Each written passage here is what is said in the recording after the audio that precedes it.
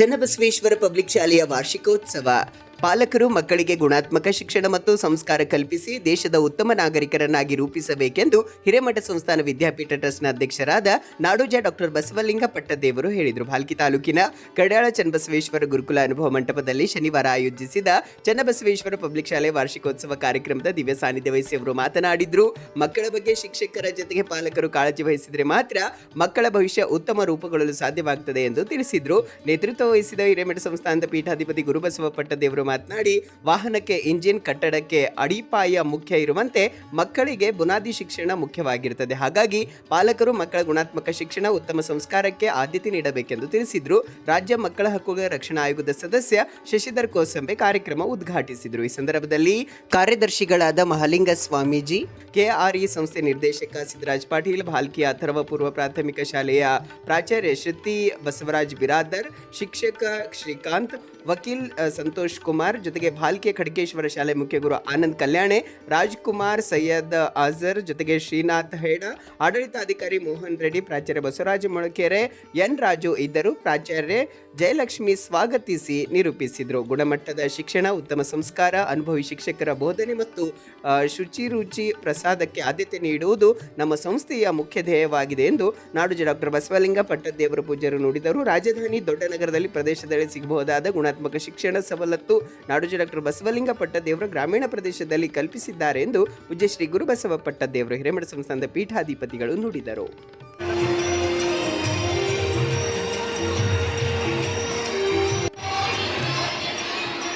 ಸುಲಭ ಮತ್ತು ಸರಳಗೊಳಿಸಲು ಸಹಾಯ ಮಾಡಿದ್ದು ಖಂಡಿತವಾಗಿಯೂ ಇದು 1ನೇ ಮತ್ತು 2ನೇ ತರಗತಿಯವರೆಗೆ ವಿಸ್ತರಣೆಯಾಗಿದೆ.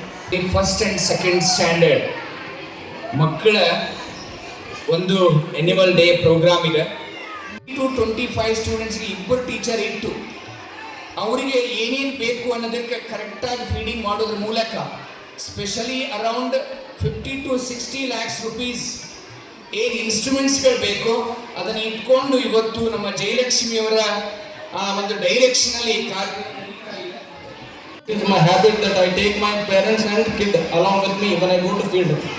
Actually learning which is imparted in this institution. ಮಕ್ಕಳಿಗೆ ಸಂಸ್ಕಾರ ಭರಿತವಾದಂಥ ಒಂದು ಶಿಕ್ಷಣ ಪೂಜ್ಯರು ಕೊಡ್ತಾ ಇದ್ದಾರೆ.